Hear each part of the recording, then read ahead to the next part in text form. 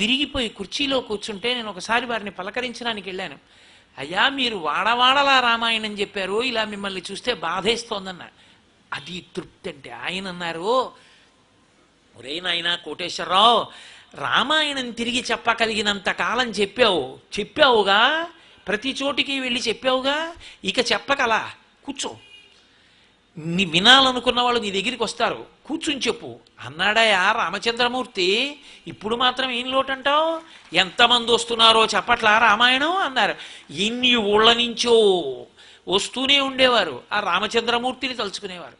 చిట్ట చివర హాస్పిటల్కి తీసుకెళ్ళిపోతుంటే కూడా, గుండె నొప్పి వస్తూ కూడా మహానుభావుడు వచ్చిన వాళ్ళని, ఎక్కడి నుంచి వచ్చారో, బాగున్నారా, ఆరోగ్యం బాగులేదు, హాస్పిటల్కి వెళ్తున్నాను ఏమనుకోకండి, ఎక్కువ మాట్లాడలేనని వెళ్ళారంటే, పూర్వభాషీచ రాఘవ, ముందు మాట్లాడే రామచంద్రమూర్తి లక్షణం ఆయన యందు ఉపాసనగా వచ్చింది. ఆయన వెళ్ళిపోతే, ఆయన శరీరం విడిచిపెట్టేస్తే చక్రవర్తులకు పట్టదు, గంధపు చెక్కలలో కాల్చినంత ఇది చేశారు. ఆయన వెళ్ళిపోయిన రోజున ఆంధ్రదేశంలో కొన్ని వందల కుటుంబాలు అన్నం వండుకోలేదు. అటువంటి మహాపురుషులు ఎందరో. మల్లంపల్లి శరభేశ్వర శర్మ గారి శరీరాన్ని విడిచిపెడితే కొన్ని వందల కుటుంబాలు అన్నం తినలేదు. అంతటి మహాపండితుడు, అంతటి భక్తి తత్పరుడు మహానుభావుడు వెళ్ళిపోయాడని. నీ శరీరం వెళ్ళిపోయిన రోజున, అరే మహానుభావుడు ఆయన వెళ్ళిపోయాడరా, మాకు చెప్పేవాడెవడరా, ఏమి ధార్మికుడురా, ఏమి బతుకు బతికాడరా అని అన్నం, వాళ్ళ అన్నం వండకే ఏం తింటాం అని అండం కాదు. అన్నం వండాలని భార్య మర్చిపోయి చాలా దిగులుగా ఆ రోజున అందరూ ఉపవాసం ఉండేటట్టుగా, కనీసం 100 కుటుంబాలు నిన్ను తలుచుకుని అన్నం తినలేని స్థితిలో ఉండగలగాలంటే ధర్మము వినా వేరొకటి లేదు. ఎవడు ధార్మికుడో వాణ్ణే స్మరిస్తుంది ప్రపంచం తప్ప, ఎంత కూడబెడితే మాత్రం వాడు గుర్తున్నాడు. కారే రాజులు రాజ్యముల్ గెలువరే, గర్వోన్నతిం పొందరే వారేరి, సిరి మూట కట్టుకొని పోవంజాలిరే, భూమిపై పేరైనం కలదే, శిబి ప్రముఖులన్ ప్రీతిన్ యశక్కాములై ఈరే కోర్కెలు వరలం తలపరే ఈ కలమున్ భార్గవ అంటారు పోతన గారు. ఏరి ఎంతమంది చక్రవర్తులు, ఎంతమంది రాజులు, ఇక్కడి నుంచి అక్కడ వరకు నాది రాజ్యం అన్నారు. ఇన్ని సింహాసనాలు ఎంతమంది పరిపాలించారు, ఎంతమంది పేర్లు కూడా లోకంలో ఉన్నాయి, ఎవరు గుర్తున్నాయి?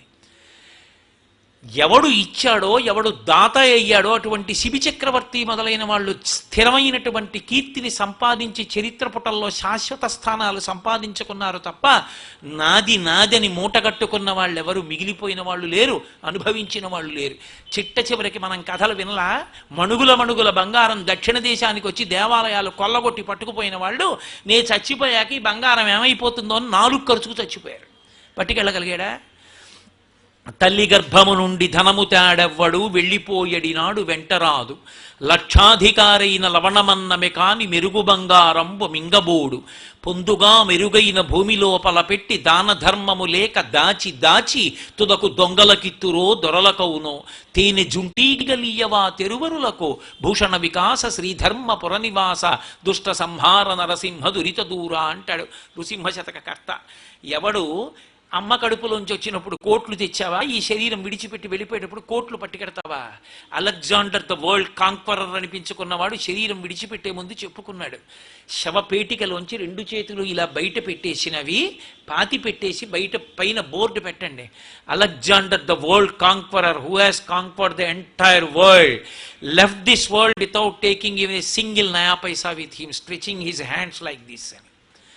ఇలా ఖాళీ చేతులతో వచ్చాడు, ఖాళీ చేతులతో వెళ్ళిపోయాడు. నువ్వు పట్టుకెళ్ళేది ఏదైనా ఉంటే నీళ్లతో తడిపిన, బట్టతో తుడిచిన, ఎప్పుడూ చెరిగిపోని గీతలు గీసిన శిల్పి ఉన్నాడే పరమేశ్వరుడు, ఆయన్ని జ్ఞాపకం పెట్టుకుని ఆయన చెప్పినట్టు బతికి ధర్మాన్ని పట్టుకున్నవాడున్నాడే, వాడు శాశ్వత కీర్తికనిస్తాడు. వాడు ఆ వంశంలో పుట్టిన కారణం చేత ఆ వంశం అంతా తరిస్తుంది. ఒక రఘుమహారాజు గారు పుట్టాడు, ఇక్ష్వాకు వంశం రఘువంశమైంది. ఒక్క రామచంద్రమూర్తి పుట్టారు, యుగాలు మారిపోయినా రామచంద్రమూర్తి నామం చెప్పుకుంటూనే ఉన్నాం. ఒక ధర్మరాజు గారు మహానుభావుడు, ఆయన పేరు చెప్తే చాలు పరవశించిపోతాం. ఎక్కడ ధర్మమో అక్కడ విజయము, ఎక్కడ ధర్మమో అక్కడ రక్షణ, ఎక్కడ ధర్మమునందు అనురక్తి లేదో, ఎక్కడ ధర్మము విడిచిపెట్టబడి కేవలము ధనమునకు మాత్రమే విశేష ప్రాధాన్యత ఇవ్వబడుతుందో అక్కడ కేవలము పతనము తప్ప ఉన్నతి అన్న మాట అన్వయము కాదు. పైగా అటువంటి ద్రవ్యాన్ని తెచ్చి ఇంట్లో పెట్టడం విశేషమైనటువంటి అగ్నిహోత్రాన్ని తెచ్చి పెట్టుకోవడమే. దానివల్ల తనని నమ్ముకున్న వాళ్ళు అందరూ పాడైపోతారు. మహానుభావుడు చిట్ట చివరగా రావణాసురుడు ఏమైపోయాడు? ఏది మిగిల్చుకున్నాడు? ఎవరు మిగిలారు అనుభవించడానికి? కాబట్టి ఆ స్థితిని తెచ్చుకోకూడదు అంటే ప్రయత్నపూర్వకంగా ధర్మం వైపుకి ఒరగడం నేర్చుకోవాలి. అందుకే మనుష్యునకు బుద్ధినిచ్చాడు పరమేశ్వరుడు. అందుకే మనం లోకంలో ఏ కార్యం చేసినా ఓం శాంతి శాంతి శాంతి అన్న మాటతో పూర్తి చేస్తాం. నువ్వు శాంతంగా ఉండాలి, 10 మంది నీ వలన శాంతిగా ఉండాలి. నువ్వు శాంతంగా ఉండకుండా 10 మందిని శాంతిగా ఉంచకుండా ఎప్పుడూ అందరూ భయపడేటట్టు బతకడం, భయపడేటట్టు చచ్చిపోవడం, నీ చరిత్ర చదువుకున్నా కూడా భయపడ్డం, అలా మనిషి బ్రతకూడదు. మనిషి పరమ శాంతియుతంగా జీవించగలగాలి. తృప్తిని తనంత తాను అలవరుచుకోవాలి. నేను నిన్ననే అంటున్నాను మా మోహన్ రావు గారితో కాకినాడ వెళ్ళేటప్పుడు, తృప్తిని నటించడంతో ప్రారంభం అవ్వాలి. తృప్తి నీ జీవన విధానం అయిపోవాలి. తృప్తి తనంత తాను ఎవ్వడికీ మొట్టమొదట్లో ఉండదు. ఇప్పుడు నేను ఇక్కడికి వచ్చాను ఉపన్యాసానికి, పరిపూర్ణమైన తృప్తితో వెళ్ళిపోతానని మీరు అనుకోకండి. నాకు అసంతృప్తి కల్పించినటువంటిది ఏదో 1, 2 ఉండొచ్చు. నేను అసంతృప్తి పొందాలి అనుకుంటే అబ్బా సూదులతో పొడిచినట్టు పొడిచేసే దోమలు అని అసంతృప్తి పడిపోవచ్చు. కానీ మొదట తృప్తిగా ఉన్నట్లు నటించడం నేర్చుకో. నటించడం అంటే కోట్లకి కోట్లు సంపాదించాడు, నిజ జీవితంలో బిచ్చగాడి పాత్ర వేస్తున్నాడు, బిచ్చగాడిలాగే ఉంటాడు. 3 రోజుల నుంచి అన్నం లేని వాడి ముఖం ఎలా ఉంటుందో అలాగే ఉంటాడు, ఇంతంత బవిరిగడ్డాలతో. అలా నీవు అసంతృప్తిగా ఉన్నా తృప్తిగా ఉన్నట్లు నటించడంతో మొదలుపెట్టు జీవితం. ఆ నటనతో మొదలుపెట్టి తృప్తిగా ఉన్నట్టు నటించడం తప్ప అసంతృప్తిగా ఉన్నట్టు నటించను నా జీవితంలోను. ఎప్పుడూ తృప్తిగా ఉన్నట్టే నటించడం. కాబట్టి కడుపులో ఇంకోటి ఉన్నా పైకి తృప్తిగానే కనపడవు. క్రమంగా నీకు తృప్తిగా ఉండడం అలవాటైపోతుంది. నువ్వు తృప్తిగా ఉన్నట్టే ఉంటావు కాబట్టి అశాంతి ఉండదు. నువ్వు ఎవ్వరి మీద గొడవకెళ్ళవు, ఎక్కడా అల్లరి ఉండదు. తృప్తిని నటించడం మొదలు పెట్టాలి తప్ప మొట్టమొదటే తృప్తిగా ఉండిపోవడం సాధ్యం కాని వాళ్ళకి కనీసం తృప్తి నటించడం మొదలు పెడితే తృప్తిగా ఉండడం అలవాటైపోతుంది. మీరు చూడండి, వేదం నేర్పే వాళ్ళు ఉంటారు, మహానుభావులు వేద పండితులు. వాళ్ళు స్వరంతో నేర్పుతారు. ఉదాత్త, అనుదాత్త, స్వరిత అని స్వరం. దాన్ని చేత్తో ఇలా చెప్పడం అలవాటైపోతుంది వాళ్ళకి. వాళ్ళు తర్వాత ఎవరితోన్నా మాట్లాడుతున్నా ఇలా ఇలా అంటుంటారు. అది స్వరం చెప్పడం అలవాటైపోయింది వాళ్ళకి. మీరు సంగీత విద్వాంసులు చూడండి, వాళ్ళకి ఎప్పుడు శృతి అలవాటు అవుతుంది. వాళ్ళు మంత్రపుష్పం చదివినా సరే శృతిలో అలాగే చదువుతారు అందంగా. అలా తృప్తిని నటించడం మొదలుపెట్టారనుకోండి, తృప్తిగా ఉండడం అలవాటైపోతుంది. మనసు వశపడిపోతుంది, తృప్తిగా ఉండడం అలవాటు అవుతుంది. అందుకే కనీసం తృప్తి తనంత తాను రాకపోతే తృప్తిగా ఉన్నట్లు నటించడం అన్నా ప్రారంభించాలి జీవితంలో. అది కూడా చేత కాలేదనుకోండి, క్రమంగా వశపడిపోయేది దేనికి అంటే తృష్ణకే. తృష్ణకి చిక్కినవాడు ఎంత దారుణమైన స్థితిని పొందుతాడో రామకృష్ణ పరమహంస చెప్తారు. ఒక పావు కప్పని పట్టుకుంది, కప్ప సగం పావు నోట్లోకి వెళ్ళిపోయింది, ముందు భాగం సగమే బయటికి ఉంది, ఇంకా చచ్చిపోలేదు, కొద్దిగా ఓపిక ఉంది. దాని ముందు నుంచి ఈగ ఎగురుతోంది.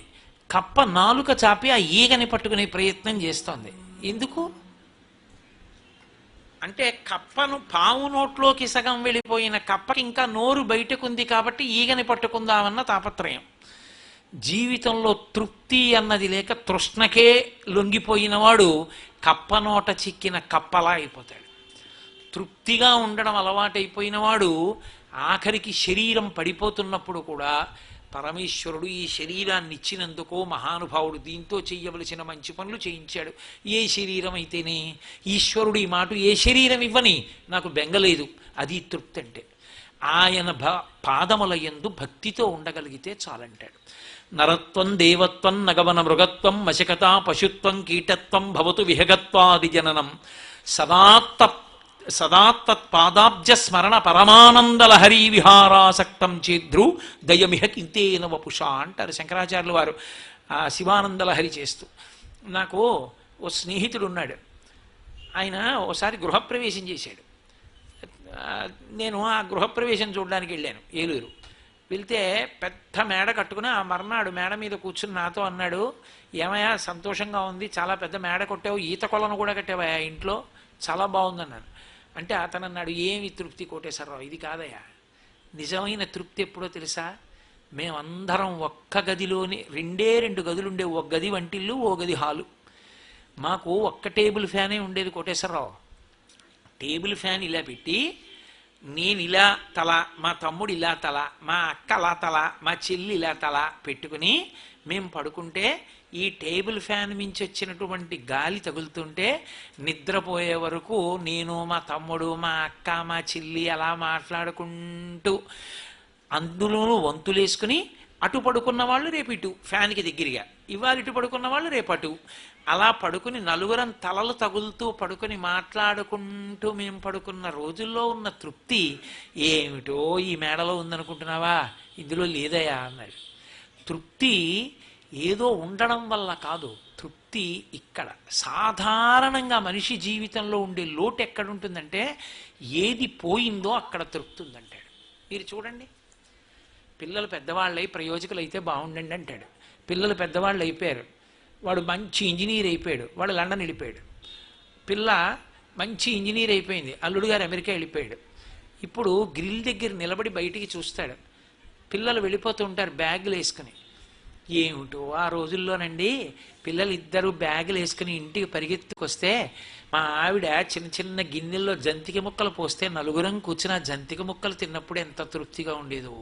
ఇప్పుడు ఏమిటో ఆ స్కైప్లో చూడటమే, వాడు వచ్చినప్పుడు వీడు రాడు, వీడు వచ్చినప్పుడు అది ఉండదు, ఏమి జీవితం అండి అంటాడు. ఏదో పోయిందాన్ని తలుచుకుని నేను అప్పుడు తృప్తి, అప్పుడు ఏమిటో వీళ్ళు పెరగాలి, పెద్దవాళ్ళు అవ్వాలి, మంచి మంచి పెద్ద పెద్ద స్థితుల్లోకి వెళ్ళాలి, ఏమిటో అని అప్పుడు ఏడిచాడు. ఇప్పుడు పోయిందని ఏడిచాడు. ఎప్పుడు ఏడిచిపోయిన దానికి తృప్తి పడ్డం కాదు, ఇప్పుడు నీకు ఇక్కడ ఈశ్వరుడు ఏమిచ్చాడో దానితో తృప్తిపడు. ఒరే, నా జన్మాంతరంలో ఒక డిఐజీ ఇటుపక్క, ఒక ఎస్పీ ఒక పక్క, ఒక సీనియర్ ఐఏఎస్ ముందు నడుస్తుంటే మధ్యలో వెళ్ళే అవకాశం నాకు ఉంటుందిరా? నేనేమన్నా కేంద్ర మంత్రినా, రాష్ట్ర మంత్రినా? పరమేశ్వరుడు ఎంత కృప చేశాడు రా. ఓ పక్క డిఐజీ, ఓ పక్క ఎస్పీ, ఓ పక్క ఐఏఎస్ ఉంటే ముగ్గురి మధ్యలో నడిచి వేదిక ఎక్కావా? ఈశ్వరా, నీ బిడ్డను అలా చూసుకోవాలని నాటకం ఆడి ఇక్కడికి పిలిపించి అలా ఎక్కించావా వేదిక మీదకి? ఈశ్వరా, నీకు నమస్కరిస్తున్నాను అని నువ్వు తృప్తి పడగలిగితే నీ తృప్తికి ఇక్కడే ఉంది. అది చూసి అలా నా వెంట వచ్చేట్టు నేను మంత్రిని అయితే ఎంత బాగుండో అని ఏడిస్తే నీ కర్మ, నువ్వు ఎప్పటికీ బాగుపడలేవు. నీకు ఈశ్వరుడు ఎప్పుడు ఏమిచ్చాడో దానికి తృప్తి పడు. ఆ తృప్తికి కారణం ఉండక్కర్లేదు. ఆకలి సరిగ్గా లేదని 1000 రూపాయల మందులు వేసుకుని ఏడుస్తున్న వాళ్ళు కోట్ల మంది ఉన్నారు. వేళ పట్టున ఆకలేస్తోంది, సంతోషించు. దాహం వేస్తే మంచినీళ్లు లోపలికి వెళ్ళక మధ్యలో కన్నం పెట్టి గొట్టం పెడితే ముక్కులోంచి పోసుకుంటున్న వాళ్ళు ఉన్నారు. గుటుక్కు నీళ్లు తాగితే లోపలికి ఎడుతున్నాయి, సంతోషించు. రాత్రి తిని పడుకుంటే పొద్దుడికి కడుపులో పోట్లు వచ్చి జీర్ణం అవ్వక ఏడుస్తున్న వాళ్ళు 1,00,000 మంది ఉన్నారు. తిన్నది గుండ్రాయి అయినా సరే తెల్లారేటప్పటికి జీర్ణం అయిపోతోంది, సంతోషించు. పడుకుంటే నిద్ర పట్టక చారెడు మాత్రలు వేసుకు పడుకుంటున్న వాళ్ళు ఉన్నారు. తలగడా మీద చెయ్యెట్టుకుని ఇలా పడుకుంటే నిద్ర పడుతోంది. పుస్తకం ఉంటే తప్ప మాట్లాడలేని వాళ్ళు ఉన్నారు. వేదిక ఎక్కి కూర్చుని మాట్లాడడం మొదలు పెడితే గంగా ప్రవాహంలో వస్తోంది, సంతోషించు ఈశ్వరుడి కారుణ్యానికి. కొంతమంది కూర్చోలేని వాళ్ళు ఉన్నారు, కూర్చుంటున్నావు. నడవలేని వాళ్ళు ఉన్నారు, నడుస్తున్నావు. చూడలేని వాళ్ళు ఉన్నారు, చూస్తున్నావు. వినలేని వాళ్ళు ఉన్నారు, వింటున్నావు. ఈశ్వరుడు నీకు ఇచ్చిన దానికి ప్రతి క్షణం తృప్తితో ఓలలాడిపోవాలి. ఎన్ని మాటలు కృతజ్ఞత చెప్తావు? అది మానేసి ఎప్పుడు ఏదో పోయిందాన్ని తలుచుకుని ఏడవడం కాదు, వచ్చేదాన్ని ఊహించుకుని అలా జరిగితే బాగుండని కనుబొమలు ఎగరేయడం కాదు. ఇప్పుడు ఇక్కడ నీకు ఈశ్వరుడు వర్తమానంలో ఏమిచ్చాడో దానితో తృప్తిగా ఉండడం అలవాటైతే వాణ్ణి మించిన భాగ్యవంతుడు లేడు. అదే ధర్మం. చాలు ఈశ్వర, ఇంకేమి ఇవ్వాలి ఇంతకన్నా? ఆకలేశావు, తినడానికి ఇచ్చావు, కడుపు నిండా తిన్నాను, ప్రేమగా పెట్టే భార్య, చేతికి మట్టి గాజులైతే ఏం బంగారు గాజులైతే పరమ ప్రేమతో వడ్డించింది, కడుపు నిండా తిన్నావు, మంచినీళ్ళు తాగావు, హాయిగా కులాసాగా కబుర్లు చెప్పుకుంటూ ఇద్దరు పడుకున్నారు, నిద్రపోయారు. విశ్వనాథ సత్యనారాయణ గారి 1000 పడగల్లో మరచెంబు చూసుకుని సంతోషపడిపోయిన దంపతుల్లా. ఇంకేం కావాలి నీకు? తృప్తి ఐశ్వర్యము, తృప్తిని విడిచిపెట్టిన తృష్ణ పతనహేతువు. అది తప్ప ధనం కాదు పాడు చేసేది. ధార్మికంగా వచ్చిన ధనం నిన్నెందుకు పాడు చేస్తుంది? జనక మహారాజు గారు పాడైపోయాడు ధనానికి. ధనానికి పాడైపోయాడు. నువ్వు ధర్మ మార్గంలో ఉండగా కోట్లు వచ్చి పడిపోయాయి, నీకేమీ బాధ లేదు, నిన్నేం పాడు చేయదు. ధర్మం తప్పి తృష్ణక వశుడవైతే పాడైపోతావు. ధర్మం వేపుకున్నావు, నీకు ఎంతంతతో సంబంధం లేదు. తృప్తి ఇక్కడ కాదు, ఉత్తర జన్మలకి కూడా నీకు ఉన్నతి హేతు. తృష్ణ ఇక్కడ కాదు, ఉత్తర జన్మలలో కూడా పతన హేతు. ఇది తెలుసుకున్న నాడు ధర్మము ధనము ప్రాముఖ్యత ఎలా ముడివేసుకోవాలి అలవాటైందనుకోండి, చాలు, జీవితం సఫలం చేసుకుంటాడు.